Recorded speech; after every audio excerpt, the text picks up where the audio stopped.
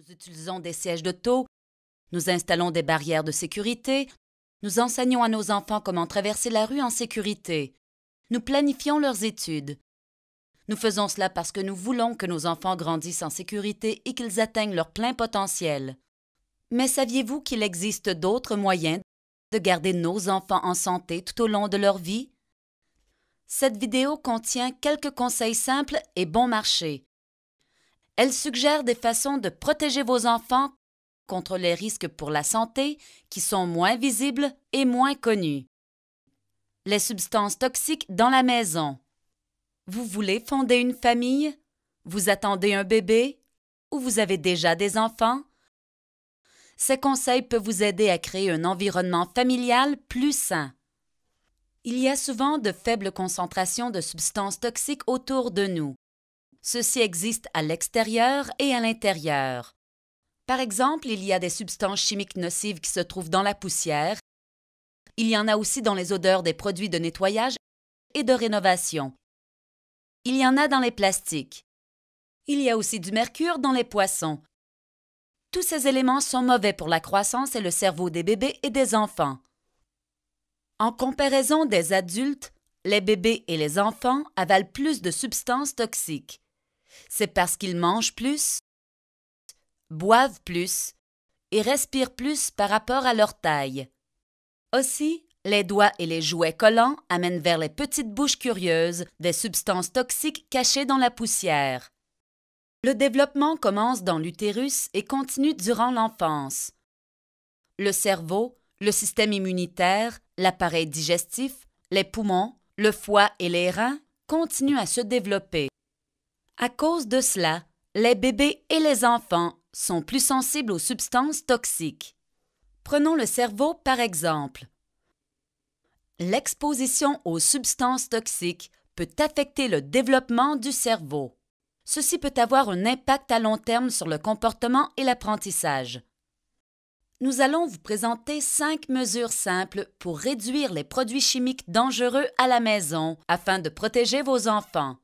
Ces mesures sont très faciles et bon marché. C'est toujours le bon moment de commencer. Tout comme arrêter de fumer ou de boire de l'alcool, éliminer les substances toxiques dans la maison peut augmenter les chances que votre bébé soit en santé. Commencez même avant de devenir enceinte. Si vous avez déjà des enfants, ces conseils peuvent aider à garder votre famille en santé et en sécurité. Numéro 1. Arrière-poussière.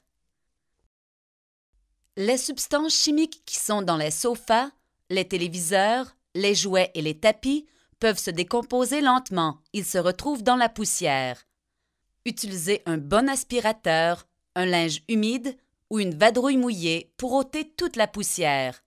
L'époussetage à sec ne fonctionne pas. Il remet la poussière en circulation dans l'air. Passez l'aspirateur ou une vadrouille humide une fois par semaine. Si votre enfant se traîne encore par terre, faites-le 2 fois par semaine.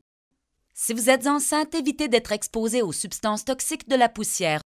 Ne remplacez pas les sacs de l'aspirateur, ne videz pas le bac de poussière de l'aspirateur central, ne laissez pas les enfants faire cela non plus. Les saletés et les produits chimiques à l'extérieur collent aux semelles des souliers et rentrent dans les maisons. Donc, ôtez vos souliers sur un tapis d'entrée qui est lavable à la machine. Lavez les tapis d'entrée séparément des autres vêtements. Votre travail vous met en contact avec beaucoup de poussière ou de produits toxiques? Prenez une douche et changez de vêtements avant de vous asseoir sur un fauteuil ou de jouer avec les enfants. Lavez vos vêtements de travail séparément des autres vêtements de la famille. Ramassez ce qui traîne. Placez les jouets dans des contenants fermés. Ils vont accumuler moins de poussière. Numéro 2. Vers le nettoyage. Lavez-vous souvent les mains pour nettoyer la poussière et les microbes. Le savon ordinaire est tout ce dont vous avez besoin. Les médecins déconseillent d'utiliser des savons antibactériens. S'il n'y a pas de lavabo, utilisez un désinfectant à base d'alcool pour nettoyer les mains. Nous utilisons parfois des produits de nettoyage qui sentent fort, mais plusieurs de ces produits contiennent des substances chimiques dangereuses. Ces produits sont mauvais pour nous, mais surtout, ils sont mauvais pour le développement du fœtus et de l'enfant. Certaines substances chimiques utilisées dans les parfums peuvent affecter notre système hormonal. Les hormones contrôlent la croissance et le développement du corps. Il est très important d'éviter ces substances chimiques pendant la grossesse et quand les enfants sont jeunes. Mais comment faire? C'est facile. Choisissez des détergents à lessive non parfumés. Évitez les purificateurs d'air. Ne vous servez pas d'assouplisseur en feuilles parfumées pour la sécheuse. Pour le nettoyage de la maison, le vinaigre et le bicarbonate de soude sont des choix naturels sécuritaires. Un mélange de vinaigre et d'eau nettoie très bien les planchers, les surfaces de travail et les fenêtres. Le bicarbonate de soude est un moyen bon marché et non toxique pour frotter les casseroles, l'évier et le bain. Utilisez-le tout comme vous le feriez avec n'importe quelle autre poudre à récurer. Il fonctionne vraiment. Au lieu des purificateurs d'air qui cachent les odeurs, essayez d'ôter la source des odeurs dans la maison. Fermez le seau à couche et la poubelle et videz-les souvent. Ouvrez les fenêtres pour bien aérer. Souvenez-vous que les parfums forts contiennent souvent des substances chimiques dangereuses. Propre peut signifier aucune odeur. Numéro 3. Rénover comme il faut. Les projets de rénovation peuvent causer beaucoup de poussière et d'odeurs toxiques. Les femmes enceintes et les enfants devraient se tenir loin des pièces en rénovation. Si possible, ils devraient habiter ailleurs jusqu'à ce que le travail soit terminé. C'est excitant de préparer la venue du bébé, mais la grossesse n'est pas le bon moment pour rénover la chambre du bébé ou pour faire d'autres projets de rénovation. Voici quelques conseils de rénovation qui peuvent aider à diminuer les risques pour la santé de votre famille. Séparez les pièces qui sont en rénovation du reste de la maison avec des feuilles de plastique et du ruban adhésif. Contrôlez et nettoyez avec soin toute la poussière. Choisissez des peintures, des enduits de finition et des colles qui indiquent faible teneur en COV ou 0 COV. Ouvrez les fenêtres, utilisez des ventilateurs pour faire sortir les odeurs fortes. Quand toutes les odeurs sont disparues et quand la poussière a été très bien nettoyée, les enfants et les femmes enceintes peuvent revenir dans l'espace rénové. Ceci est très important dans les maisons qui ont été construites avant 1978. Les peintures utilisées avant cela contenaient beaucoup de plomb. Même la peinture des maisons construites jusqu'en 1990 contient un peu de plomb. Certaines activités dégagent de la poussière de plomb et ceci est dangereux pour le développement du cerveau. Par exemple, lorsque vous ôtez des murs ou changez des rebords de fenêtres. Évitez de sabler ou de gratter la vieille peinture. Numéro 4. Plastique antipathique. Des substances chimiques peuvent se dégager du plastique et aller dans nos aliments et nos breuvages. Ceci arrive surtout quand le plastique est chauffé.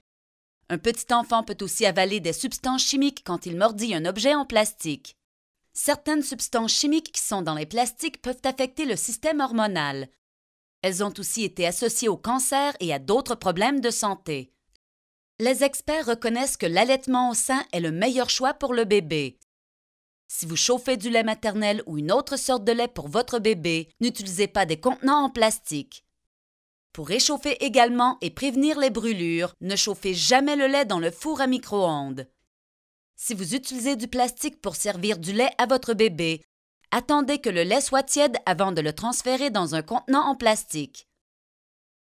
Souvenez-vous, quand le plastique est chauffé, les substances chimiques nocives peuvent aller du plastique vers les aliments. Lorsque vous vous servez du four à micro-ondes pour chauffer de la nourriture et des breuvages, n'utilisez pas des contenants en plastique ni de pellicules plastiques. Ne faites pas cela, même si l'étiquette indique qu'ils sont sécuritaires dans un four à micro-ondes.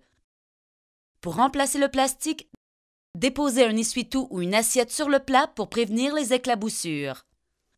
Autant que possible, gardez la nourriture dans des contenants en verre ou en céramique.